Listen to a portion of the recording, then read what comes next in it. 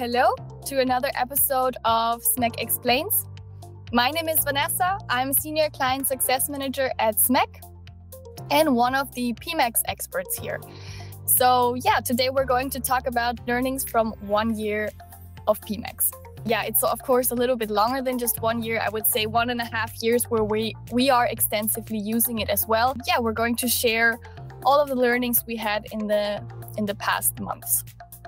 So first and foremost, I would say PMax requires a shift in mindset in general. So a lot of clients and also at the beginning, the team was asking, okay, what can I optimize? The only thing I can do is target ROAS and turning the target ROAS up and down and hoping PMax does what we want it to do. And so actually it does require a shift in mindset. So we're not managing the performance just by adjusting the target ROAS, we're managing the algorithm itself. So, okay, some of you might ask, okay, what does she mean? What is she talking about? It actually means giving the algorithm as much relevant input and data points as possible and structuring the campaigns aligned to your goals. So we're not only taking into consideration Google's performance, but also internal data points.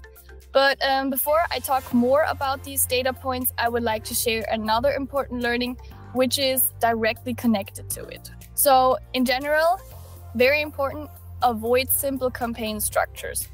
I know it was from smart shopping, transitioning to PMax, it was only one campaign with one asset group, which is not the best case because you have many products in there and you have one target ROAS set.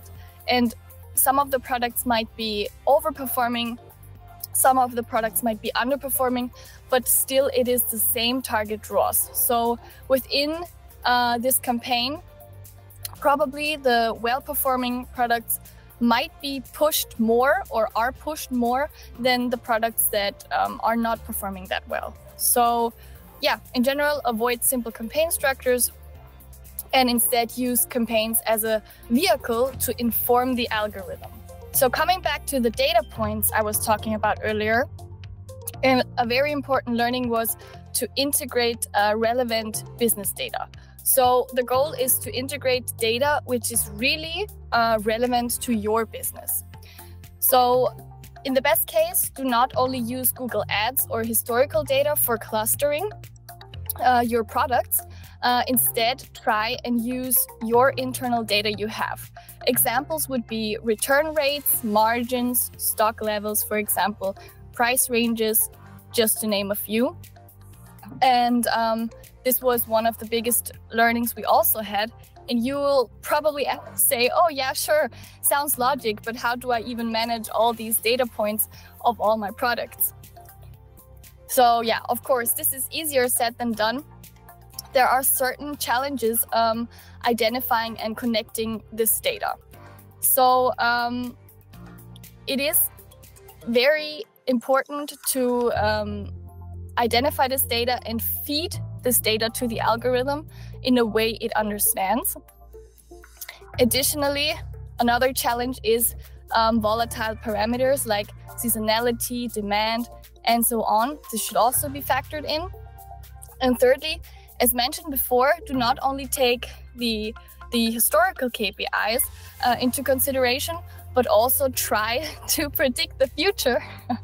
I know that sounds crazy, but we have an option that I will talk about a bit later on, where we try and predict the future of the performance of products.